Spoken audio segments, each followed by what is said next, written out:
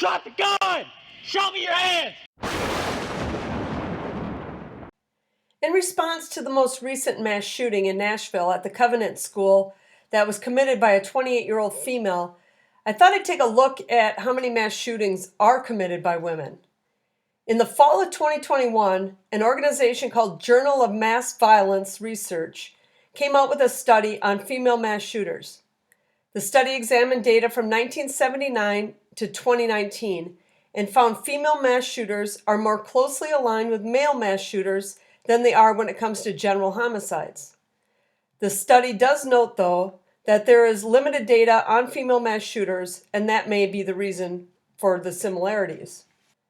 20 female mass shooters were identified, the worst occurring in 2015 at the Inland Regional Center on December 2nd in San Bernardino, California, which had a total of 36 victims. This was carried out by Tashfeen Malik, a Pakistan-born green card holder, and her husband, Syed Rizwan Farook, a U.S. citizen of Pakistan descent. This is referred to as a dyad shooting done by two people. If you look closely at this table, you'll see there are 10 of these that do not have at least 4 victims. I would personally not consider these mass shootings because my definition of a mass shooting is 4 or more victims, not including the shooter. But for the sake of this video, we will use their definitions, which appears to include intent. The female shooter intended to kill or injure more people than they actually did.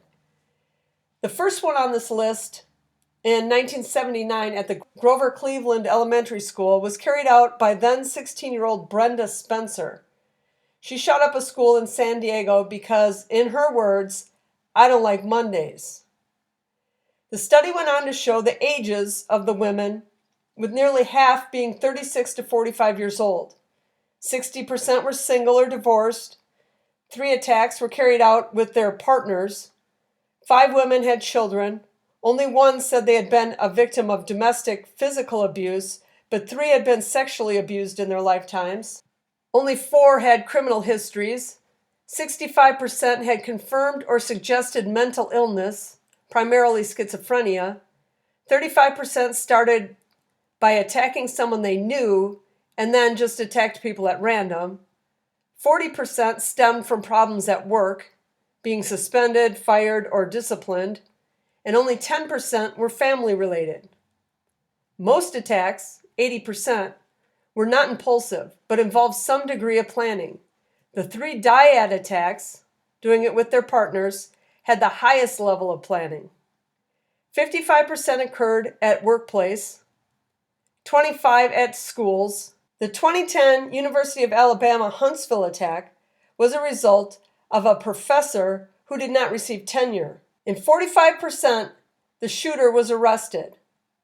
45%, the shooters took their own lives, of which 6 of the 9 of those did so before the police even arrived on scene. And in 10%, the shooter was killed. Only 1 incident was motivated by relationship issues, which is different from general homicides, which are often a result of relationship disputes. So that's just a little background data for you on female mass shooters.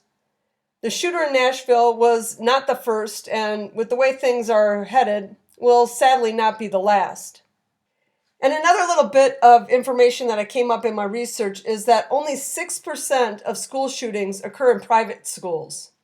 94% occur in public schools.